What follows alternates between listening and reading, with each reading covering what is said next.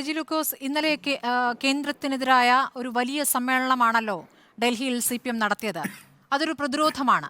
അവിടെ അതിശക്തമായ വാദമുഖങ്ങൾ നിങ്ങൾ നിരത്തുന്നുണ്ട്, അതിശക്തമായ കാര്യങ്ങൾ പ്രതികരിക്കുന്നുണ്ട്.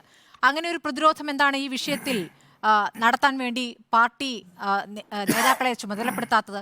എന്തുകൊണ്ടാണ് ചർച്ചകളിൽ പങ്കെടുക്കൽ നിന്നും പിന്നാക്കം പോകുന്നത്? ഈ വിഷയമാണെങ്കിൽ സംസാരിക്കില്ല എന്നൊരു നിലപാടിലേക്ക് എന്തുകൊണ്ടാണ് പാർട്ടി എത്തുന്നത്? ഇത് വിശദീകരിക്കുക, വീണ്ടും വീണ്ടും വിശദീകരിക്കുക, വ്യക്തത വരുത്തുക, അതുമാത്രമാണ് സർക്കാരിന് മുന്നിലുള്ള അല്ലെങ്കിൽ പാർട്ടിക്ക് മുന്നിലുള്ള ഏക പോംവഴി. അതിൽ എന്താ പറയുക, ഒരു ചർച്ചയിലേക്ക് കൊണ്ടുവരാതെ പറഞ്ഞു പോവുക, റേഡിയോ പോലെ ഓൺ ചെയ്ത് പറഞ്ഞു പോവുക എന്ന രൂപത്തിലല്ല. ചോദ്യങ്ങൾ കേൾക്കാനും അതിന് ഉത്തരങ്ങൾ നൽകാനും തയ്യാറാകേണ്ടതുണ്ട്. എന്തുകൊണ്ടാണ് അതിൽ വിമുഖത കാണിക്കുന്നത്? ഇതിൽ ആകെത്തുകയെ നിങ്ങൾ നോക്കൂ. ഈ കോടതിയിൽ കേസ് പോകുന്നത് തന്നെ ഈ കേസ് പരിഗണിക്കരുത്, കേസ് എടുക്കരുത് എന്ന് പറയാനാണ്, അന്വേഷണം നടത്തരുത് എന്ന് പറയാനാണ്, അന്വേഷണത്തിൽ സ്റ്റേ അല്ല, അന്വേഷണമേ നടത്തരുതെന്ന് പറയാനാണ്. KSIDCയും സമാനമായ ആവശ്യമാണ് കേരള ഹൈക്കോടതിയിൽ ഉന്നയിച്ചത്. ഹൈക്കോടതി പറഞ്ഞു നിങ്ങൾക്ക് ഭയമുണ്ടോ എന്ന് ചോദിക്കുകയാണ് ചെയ്തത്. അതിൻ്റെ ഒരു ആലോചന അർദ്ധരാത്രിയിൽ വ്യവസായ മന്ത്രിയുടെ നേതൃത്വത്തിൽ വളരെ വേഗത്തിൽ കൂടിയാലോചന നടക്കുന്നു, പെട്ടെന്ന് തന്നെ നീങ്ങാൻ തീരുമാനിക്കുന്നു.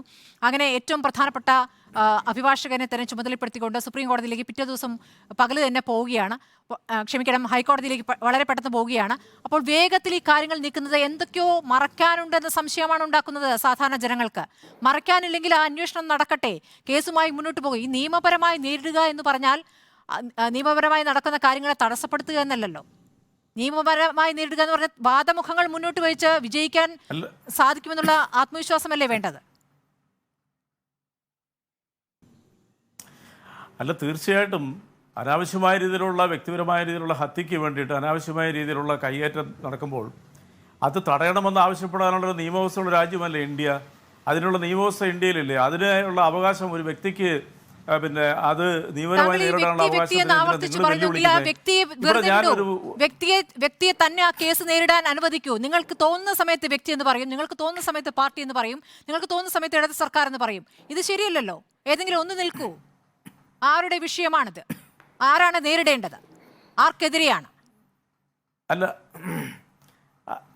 അല്ല അതിലേക്ക് വരുന്നതിന് മുമ്പ് ബഹുമാനപ്പെട്ട ശങ്കുട്ടിദാസ് പറഞ്ഞ ഒരു ആരോപണത്തിന് ഒരു മറുപടി പറഞ്ഞിട്ട് ഞാൻ ഒറ്റ മിനിറ്റ് എടുക്കത്തില്ല, അതിന് മുമ്പ് അതിലേക്ക് ഞാൻ വരാം.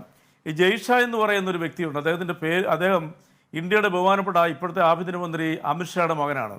അദ്ദേഹത്തിന് 50,000 രൂപ മൂല്യത്തിൽ, അന്ന് അത് വെബ്സൈറ്റിലൂടെ തന്നെ നമ്മളെല്ലാം കണ്ട്, എനിക്ക് തോന്നുന്നു സ്മൃതിയോടൊപ്പം പോലും ആ വലിയ ആരോപണത്തിൽ ഞാൻ ചർച്ചയ്ക്ക് പങ്കെടുത്തിട്ടുള്ള ആളാണ്.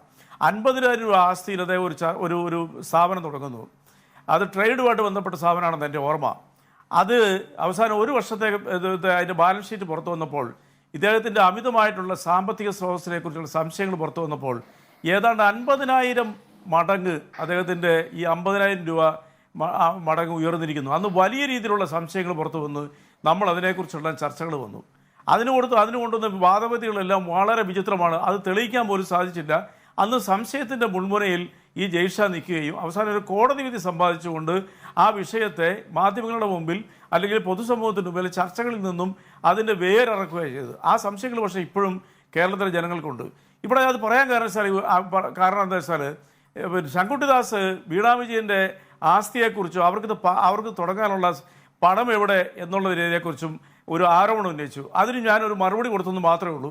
അപ്പോൾ നിങ്ങൾ സ്വയം നിങ്ങളോട് ചോദിക്കുക, നിങ്ങളുടെ നേതാക്കന്മാരുടെ മക്കളെ കാണിച്ചിരിക്കുന്ന ഈ രീതിയിലുള്ള രാജ്യത്തിന്റെ ചരിത്രത്തിൽ തന്നെ ഇത്രയും മൾട്ടിപ്പിൾ ചെയ്തിട്ടുള്ള ഒരു ഇൻവെസ്റ്റ്മെന്റ് ഉണ്ടായിട്ടില്ല.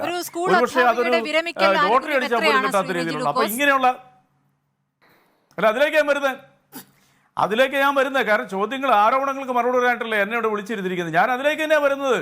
അതൊരു ഓർമ്മയിലേക്ക് ഞാൻ കൊണ്ടുവന്ന് മാത്രമേ ഉള്ളൂ. സ്മൃതിയുമായിട്ട് ആ ചർച്ചയെ ഞാനിപ്പോൾ ഓർക്കുന്നുണ്ട്. അതൊരു വലിയ ചർച്ചയായിരുന്നു കേരളത്തിൽ. ഈ ദേശീയ തലത്തിൽ പോലും അന്ന് ഇത്രയ്ക്കും മൂടിയിട്ടില്ലായിരുന്നു കേരളം. പിന്നെ ഇന്ത്യയിലെ മാധ്യമങ്ങളുടെ ഇപ്പോൾ ആ മൂടലൊക്കെ വന്നിട്ടുണ്ട്. അതിൻ്റെതായ ആ കാര്യങ്ങൾ നമ്മൾ കേരളത്തിലും ദേശീയ തലത്തിലും മാധ്യമങ്ങളിലും നമ്മൾ അറിയുന്നുണ്ട്. അതുകൊണ്ടാണ് ഇത്തരം ചർച്ചകൾ എടുക്കുന്നത്. ഇന്നിപ്പോൾ കേരളത്തിലെ ഏറ്റവും വലിയൊരു ചർച്ച മാധ്യമങ്ങളിൽ എടുക്കേണ്ടത് ഞങ്ങളൊക്കെ പ്രതീക്ഷിച്ചത് 3.5 കോടി രൂപ ഒരു തട്ടിപ്പ് നടത്തിയിരിക്കുന്നത് BJPയുടെ ഔദ്യോഗിക ഭാരവാഹിയും അയാളുടെ ഭാര്യയോട് കൂടി ബാംഗ്ലൂർ ഒരു ആക്രി കൊടുക്കാമെന്നും പറഞ്ഞുകൊണ്ട് കേരളത്തിൽ അറസ്റ്റ് ചെയ്തിരിക്കുന്നു. അതുപോലും ചർച്ചയ്ക്ക് എടുക്കാതെ കൊണ്ടാണ് ഈ ചർവീത ചരണം പോലെ തന്നെ വീണാ വിജയനെയും പിണറായി വിജയനെയും നാളെ തൂക്കിക്കൊല്ലാന്നുള്ള രീതിയിൽ ചർച്ചകൾ നിങ്ങൾ കണ്ടിന്യൂ ചെയ്തുകൊണ്ടിരിക്കുന്നത്. ഇവിടെ ഞാനൊരു കാര്യം പറയാം. ഇവിടെ ഇതുവരെ ഒരു നോട്ടീസും വീണാ വിജയന് പിന്നെ ഈ പറഞ്ഞ SFI ഒന്ന് കിട്ടിയതായിട്ട് എനിക്ക് എൻ്റെ അറിവില്ലല്ലോ. ഉണ്ടെങ്കിൽ നിങ്ങൾക്ക് പറയാം, തിരുത്താം. ഇവിടെ നിങ്ങളൊന്ന് മനസ്സിലാക്കണം, 150 കോടി രൂപയുടെ അഴിമതി ഈ വിഷയത്തിൽ പുറത്തു വന്നിട്ടുണ്ട്. അതിൽ 16 കോടി രൂപ ഇവിടുത്തെ മാധ്യമങ്ങൾ കൊടുത്തതായിട്ടാണ് പറയുന്നത്. 175 കോടി രൂപയോളം പിന്നെ രാഷ്ട്രീയ പാർട്ടി നേതാക്കന്മാർക്ക് കൊടുത്തിട്ടുണ്ട്. അതിൽ 6ഓളം കോൺഗ്രസ്സുകാരുടെ പേര് പുറത്തു വന്നു. പിന്നെ അന്തരിച്ചുപോയ ഉമ്മൻചാണ്ടി സാറിന്റെ പേര് OC എന്ന് പോലും അവിടെ അതിനകത്ത് വന്നിട്ടുണ്ട്. ഇവരുടെ എല്ലാം അങ്ങനെ ശരിയായിട്ട് പോകാണ്ട് ഞാൻ പറഞ്ഞു കൊടുത്തിരിക്കുന്നത് അങ്ങനെ എന്നെ തടയരുത്. അല്ല PV അത് അസന്നിഗ്ധമായിട്ട് അല്ല ഇത് കേട്ടോളൂ. അതൊക്കെ ഞാൻ പറയാം, നിങ്ങൾ പറയുന്ന അറിഞ്ഞുകൊണ്ട് തന്നെ പറയാം. PV അത് പരസ്യമായിട്ട് ഞാനല്ല എന്ന് പറഞ്ഞുകൊണ്ട് തെളിയിക്കാൻ പറഞ്ഞു. മറ്റാരും വേണ്ടിയിട്ടില്ല. കാശ് കിട്ടിയിട്ടുണ്ട് എന്ന് സമ്മതിച്ച 3 പേരുണ്ട്, PK കുഞ്ഞാലിക്കുട്ടി, രമേശ് ചെന്നിത്തല സഹിതം. എന്നാൽ നിങ്ങളൊന്ന് മനസ്സിലാക്കി അത് സെറ്റിൽ ചെയ്ത് എങ്ങനെയാണ്? അതിനെക്കുറിച്ച് ഏതെങ്കിലും നോട്ടീസ് കൊടുത്തിട്ടുണ്ടോ? പിന്നെ ISFIയോ അല്ലെങ്കിൽ ഈ പറയുന്ന പിന്നെ നാഷണൽ വാണിജ്യ വകുപ്പിന്റെ പിന്നെ ആ വകുപ്പ് കൊടുത്തിട്ടുണ്ടോ? ഇല്ലല്ലോ. അപ്പൊ നിങ്ങൾ ഇതിനെ ഇല്ലാത്തൊരു കഥ ചമച്ചുകൊണ്ട് 2021 ആവർത്തിച്ചുകൊണ്ട് കേരളത്തിലെ പിന്നെ മുഖ്യമന്ത്രിയുടെ മകളിൽ ശ്രീ റെജി ലൂക്കോസ് എനിക്കറിയത്തില്ല. നിങ്ങളാരും ചർച്ചയ്ക്ക് കൊണ്ടുവരാറില്ല. അതുകൊണ്ടാണ് ചോദിച്ചത്. നിങ്ങളാരും ചർച്ചയ്ക്ക് എടുക്കാറില്ല. അതുപോലെ മാത്രം നിങ്ങൾ പറയുന്നു, ചർച്ചയ്ക്ക് എടുക്കുന്നില്ല എന്ന വാദം ശരിയല്ല. ഈ വിഷയമൊക്കെ ചോദിക്കുന്നത് തന്നെയാണ്. അതിലേക്ക് കൂടി അന്വേഷണം എത്തില്ല എന്ന് എങ്ങനെയാണ് ഉറപ്പിക്കുന്നത് ശ്രീ റെജി ലൂക്കോസ്? AK ബാലന്റെ പ്രതികരണത്തിൽ അതുമുണ്ടല്ലോ, കോൺഗ്രസുകാർ കുടുങ്ങുമെന്ന് നമുക്ക് അറിയാമെന്ന്. ആ കുടുങ്ങുമെന്ന് നോക്കട്ടെ, അന്വേഷണം മുന്നോട്ട് പോകട്ടെ എന്നേ. എന്തിനാണോ തടയിടുന്നത്? ഇത് കേൾക്കൂ. ഇപ്പം സ്മൃതി ഇതൊന്ന് കേട്ടെ. അതായത് നിങ്ങൾ ചർച്ചയ്ക്ക് എടുക്കുന്നുണ്ട്. പിണറായി വിജയൻ ഭയന്നോ, CPM ഭയന്നോ, വീണ വിജയന്റെ വീട്ടിലേക്ക് നാളെ രാവിലെ അല്ലെ ക്ലിഫ് ഹൗസിലേക്ക് അന്വേഷണ ഉദ്യോഗസ്ഥന്മാര് നാളെ രാവിലെ മാധ്യമങ്ങളല്ല ഭയക്കുന്നുണ്ടോ എന്ന ചോദ്യം ചോദിച്ചത് കോടതിയാണ് ശ്രീ റെജി ലൂക്കോസ്. KSIDC കോടതിയിലേക്ക് എത്തിയപ്പോഴാണ് ചോദിച്ചത്. ഭയക്കുന്നുണ്ടോ എന്ന ചോദ്യം ചോദിച്ചത്. അപ്പോൾ അന്വേഷണം നടക്കട്ടെ എന്ന് പറഞ്ഞത് കോടതിയാണ്. തിങ്കളാഴ്ച ഈ KSIDCയുടെ ഹർജിയും കേരള ഹൈക്കോടതിയിൽ വരുന്നു. അപ്പുറത്ത് വീണയുടെ ഹർജി കർണാടക ഹൈക്കോടതിയിലും വരുന്നു. KSIDCയുടെ കാര്യങ്ങൾ അവർ വാദിച്ചോളൂ. ഞാൻ ഒരു എക്സ്പെർട്ടായിട്ടുള്ള വക്കീലുമാരെ ഏൽപ്പിച്ചിട്ടുണ്ട്. ഇവിടെ വിഷയം അതല്ലല്ലോ. നിങ്ങളുടെ ടാർഗറ്റ് എന്ന് പറയുന്നത് ബഹുമാനപ്പെട്ട മുഖ്യമന്ത്രിയുടെ മകളെയും CPM-നെ അല്ലേ. പിന്നെ ഇവിടെ ചേക്കുട്ടി സാർ പറഞ്ഞ ഒരു കാര്യത്തിന് ഒരു ഒറ്റ മറുപടി പെട്ടെന്ന് പറഞ്ഞിട്ട് ഞാൻ അവസാനിപ്പിക്കാം. അദ്ദേഹം പറഞ്ഞു പാർട്ടി അണികൾക്കെല്ലാം കൺഫ്യൂഷനാണ്. പാർട്ടി അണികളെ ബോധ്യപ്പെടുത്താനായിട്ട് താഴെത്തട്ടിലേക്ക് CPM അവരുടെ നേതാക്കന്മാരെ അയക്കണമെന്ന് പറഞ്ഞു. എവിടെ നിന്ന് കിട്ടി പാർട്ടി സെക്രട്ടറി താഴെത്തട്ടിലെ നേതാക്കൾ പോലും ജനങ്ങളോട് കാര്യങ്ങൾ വിശദീകരിക്കാനുള്ള ക്ലാസ് എടുക്കുന്നു. എങ്ങനെയാണ് ഇത് വിശദീകരിക്കേണ്ടത്, എങ്ങനെ പ്രതിരോധിക്കണമെന്ന്? അതൊക്കെ ശ്രുതിയുടെ തെറ്റിദ്ധാരണ. ഞാൻ ഈ പാർട്ടി മെമ്പറാണ്. ശ്രുതി ആദ്യം മനസ്സിലാക്കിയോ, ഞാൻ ഔദ്യോഗിക ഭാരവാഹിയാണ് ഈ പാർട്ടിയുടെ ഒരു മെമ്പർ എന്നുള്ള നിലയ്ക്ക്. അല്ലാത്ത ഉത്തരവാദിത്തങ്ങൾ എനിക്ക് മുമ്പ് കിട്ടിയിട്ടുണ്ട്. നിങ്ങളൊന്ന് മനസ്സിലാക്കിയ CPM-നെ കുറിച്ച് നിങ്ങൾ ഇങ്ങനെയൊക്കെ പറഞ്ഞ് ചെറുതാക്കരുത് ഈ പാർട്ടിയെ. ഞങ്ങൾ അത്രയ്ക്കും ചെറുതാകേണ്ട പാർട്ടിയൊന്നുമില്ല. നിങ്ങളുടെ വ്യാഖ്യാനങ്ങളിലൂടെ ഞങ്ങളുടെ പാർട്ടിക്കകത്ത് അണികൾക്കകത്ത് കാര്യത്തിൽ പ്രതിരോധിക്കേണ്ട ക്ലാസ് കൊടുക്കേണ്ട കാര്യമില്ല. അങ്ങനെ ഒരു പ്രതിരോധത്തിന്റെ വിഷയം ഈ പാർട്ടിക്കില്ല. വേണ്ട എന്നാണോ ശ്രീ റെജി ലൂക്കോസ്? പാർട്ടി അണികളോട് കാര്യങ്ങൾ വ്യക്തമാക്കേണ്ടതില്ല, അതിന്റെ ആവശ്യമില്ല എന്നതാണോ പാർട്ടി കരുതുന്നത്? ഇല്ല, പാർട്ടി അണികൾക്ക് ഇതിനകത്തൊരു കൺഫ്യൂഷൻ ഉണ്ടല്ലോ. ഇല്ലല്ലോ. ഉണ്ടെങ്കിൽ അതിന് വ്യക്തത കൊടുത്താൽ പോരെ. നിങ്ങൾ എന്ത് കാര്യത്തെക്കുറിച്ചാണ് പറയുന്നത്? CPM-ന്റെ അണികൾക്ക് വിവരമുള്ളവരാ. നിങ്ങൾ ക്ലാസ് കൊടുക്കാൻ പറ്റിയ ഒരെണ്ണമുണ്ട്, കോൺഗ്രസിലുണ്ട്. അവരോട് പറയും പോയി ക്ലാസ് കൊടുക്കാൻ പറയും. വിഡിത്തരങ്ങളുടെ ഘോഷയാത്ര നടത്തുന്നവരും അല്ല മറ്റു രാഷ്ട്രീയ കക്ഷികളുണ്ടാകാം. ഞങ്ങളുടെ പാർട്ടിക്ക് അങ്ങനെ ഗതികളില്ല. അതുകൊണ്ടാണല്ലോ കേരളത്തിലെ ജനങ്ങൾ ഞങ്ങളുടെ പാർട്ടിനെ അംഗീകരിക്കുന്നത്. ഞാൻ പറഞ്ഞല്ലോ, ഞാൻ ഉൾപ്പെടെയുള്ള ഏതാണ്ട് 5 ലക്ഷം വരുന്ന അംഗങ്ങളും ലക്ഷക്കണക്കിന് സഹയാത്ര ഉൾപ്പെടുന്ന ഈ രാഷ്ട്രീയ പ്രസ്ഥാനത്തിന് ഒരു കൺഫ്യൂഷനും ഇല്ല.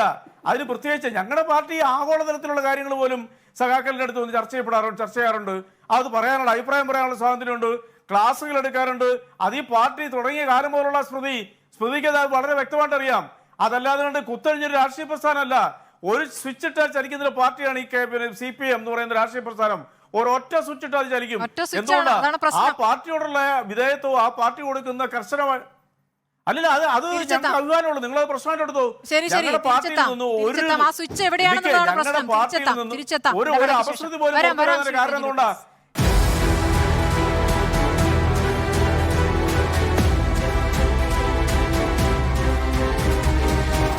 Debate with Smriti Parthikad.